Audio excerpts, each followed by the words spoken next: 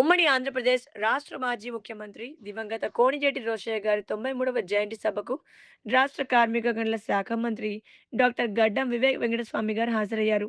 హైదరాబాద్ రవీంద్ర భారతిలో జరిగిన ఈ సభలో పాల్గొన్న మంత్రివర్యులు రోశయ్య గారి చిత్రపటానికి పుష్పాంజలి ఘటించి ఘన నివాళులర్పించారు. ఈ సందర్భంగా మంత్రి మాట్లాడుతూ ప్రజా ప్రయోజనాలు లక్ష్యంగా నిర్ణయాలు తీసుకున్న ఆదర్శ నాయకుడు రోశయ్య గారిని కొనియాడారు. రోసయ్య గారు ఎంత మంచి లీడరు, మనందరికీ ఒక రోల్ మోడల్ పొలిటీషియన్గా ఎప్పుడు కూడా ఉండేవారు.